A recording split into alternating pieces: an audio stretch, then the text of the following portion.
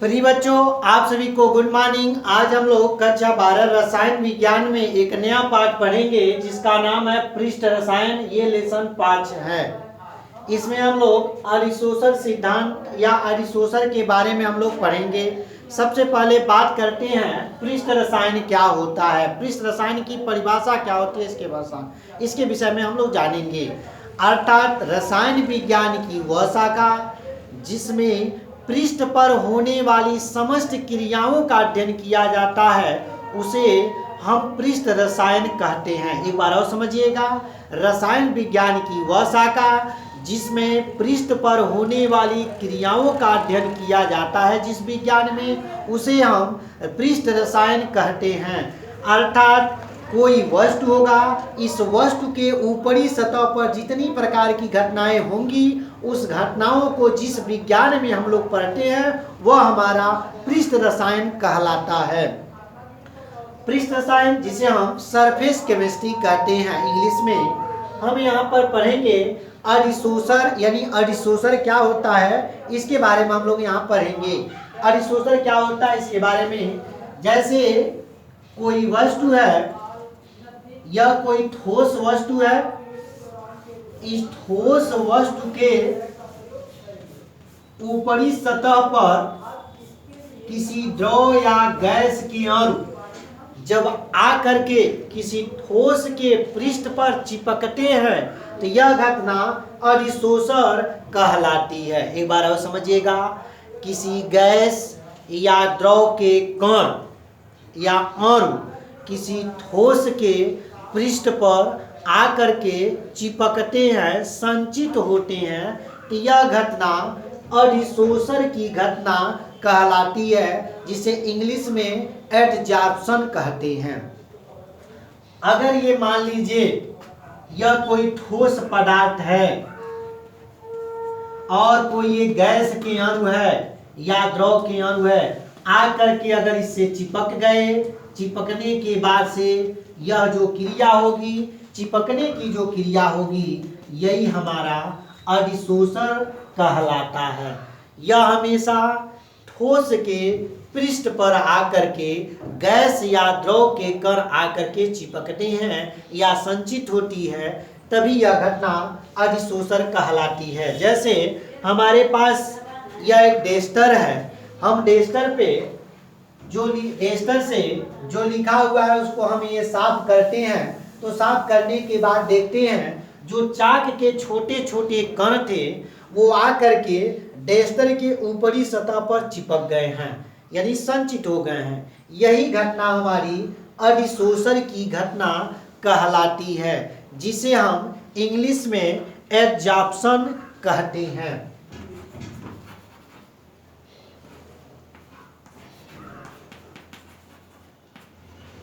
Adsorption कहते हैं। आगे देखेंगे अधिशोषण के बारे में, अन्य चीजें कौन आके चिपकता है, कौन चिपकाता है, इसके बारे में हम लोग पढ़ते हैं। इसको उदाहरण के माध्यम से हम समझाते हैं आपको।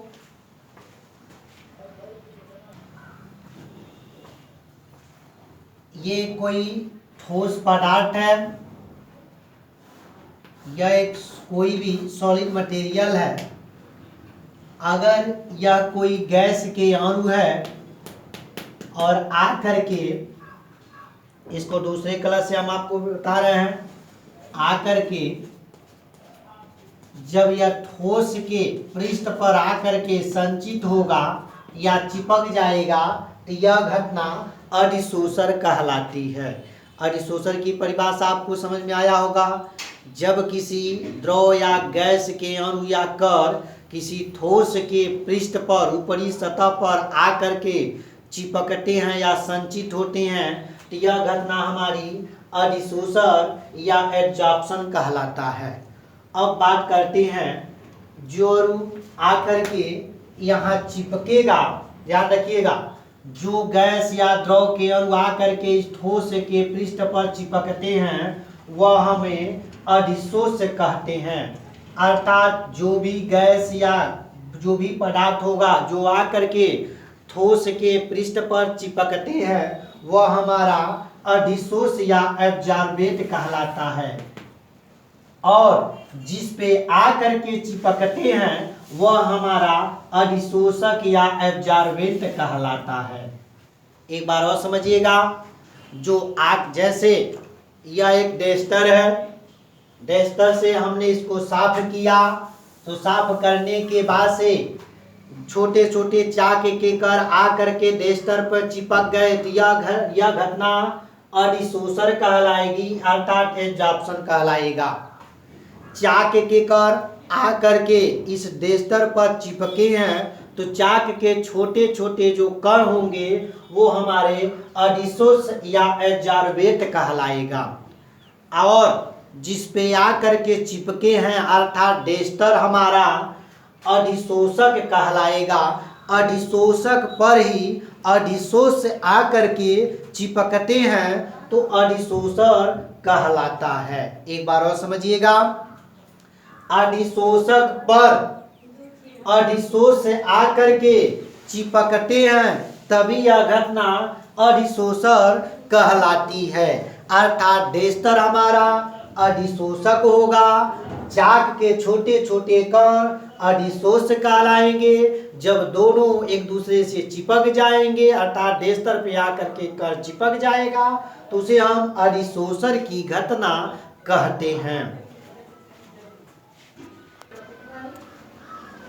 आगे देखेंगे, चारकोल है, सिलिका जेल है, एल्मुना जेल है, कुछ कोलाइड होते हैं जो अधिशोषण के उदाहरण होते हैं। उदाहरण के माध्यम से हम आपको समझाते हैं। आपकी किताब पेज नंबर 125 पर दिया है, यदि चूरी चारकोल वाले बंद पात्र में O2, H2, CO, Cl2, ammonia या सल्फर डाइऑक्साइड जैसी गैस ली जाए तो ऐसा देखा जाता है कि पात्र में गैस का दाब घट जाता है। अर्थात समझिएगा इस बात को, हम एक कंटेनर लेते हैं, यह कंटेनर जो है यह चारकोल का बना हुआ है।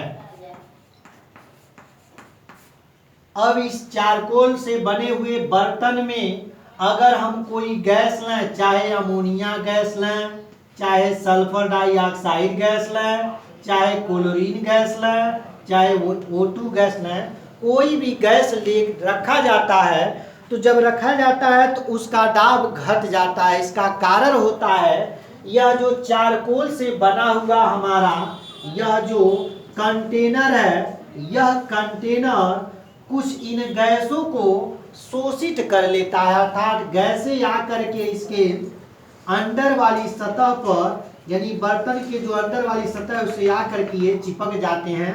चिपकने के कारण यह इसमें अधिशोषण की घटना देखने को मिलती है, अर्थात यह चारकोल क्या करता है, अधिशोषक का कार्य करता है।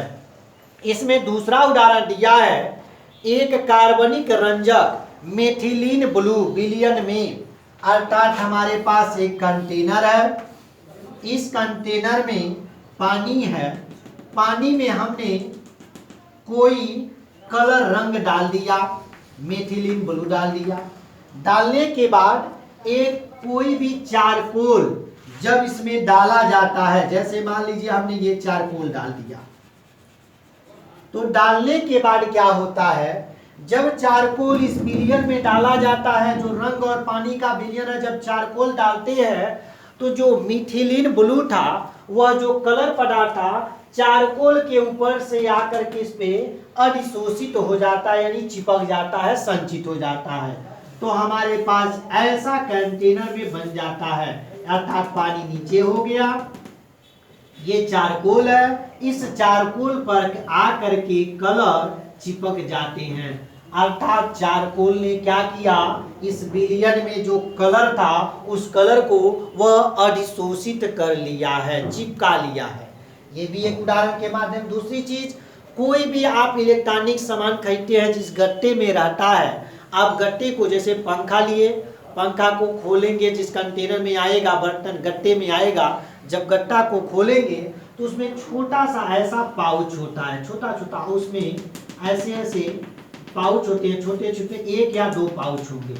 उन पाउच में सिलिका भरा होता है। सिलिका का काम होता है, अगर वह जो इलेक्ट्रॉनिक वाला पर सामान है जिस गट्टे में, अगर वह नमी को अवशोषित कर लेगा तो फिर वह इलेक्ट्रॉनिक सामान खराब हो जाएगा।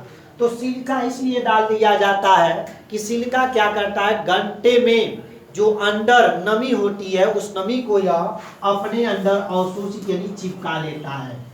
यह अधिशोषण के कारण ही उसमें रखा जाता है, जिससे उसमें नमी न हो और आपका कोई भी इलेक्ट्रॉनिक चीजें शॉर्ट सर्किट से बच जाए, अर्थात खराब होने से बच जाए। दूसरी चीज, मिल वगैरह में भी चारकोल का इस्तेमाल किया जाता है। जो सीरा निकलता है, निकलने के बाद एक जंतु चारकोल पे गिराया जाता है। ये काम क्या करता है, इस सिरे में मौजूद जितने भी अपशिष्ट पदार्थ होते हैं अपने ऊपर ये चिपका लेता है।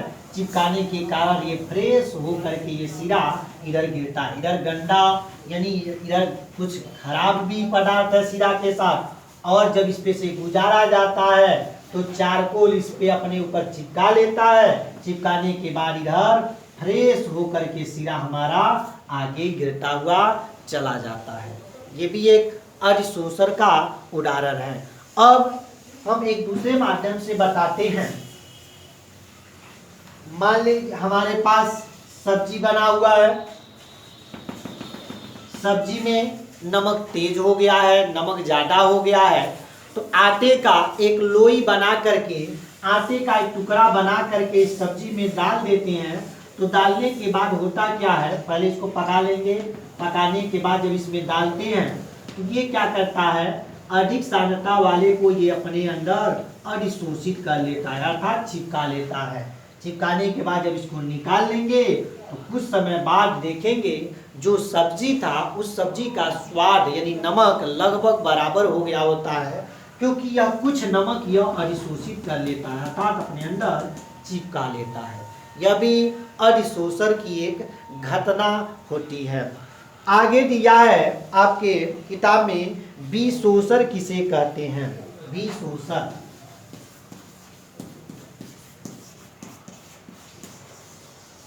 विशोषण क्या होता है, विशोषण अधिशोषण का उल्टा होता है।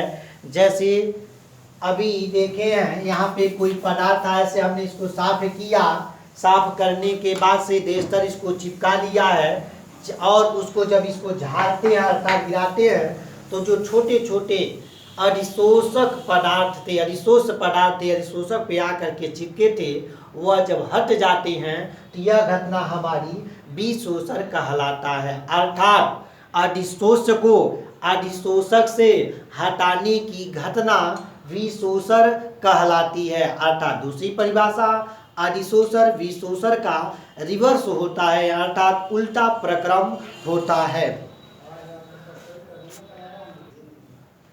देखेंगे हमारे पास एक कोई पदार्थ है, ठोस पदार्थ है, इस पे आ करके छोटे छोटे कण जब चिपकते हैं तो यह घटना अधिशोषण कहलाती है। जब इन अधिशोष को अधिशोषक से हटा देंगे यानी जब झाड़ देंगे, छोटे छोटे कण आके नीचे गिर जाएंगे, तो यह घटना विशोषण कहलाती है। आज के लिए बस इतना ही, शेष हम नेक्स्ट वीडियो में बात करेंगे। तब तक के लिए धन्यवाद।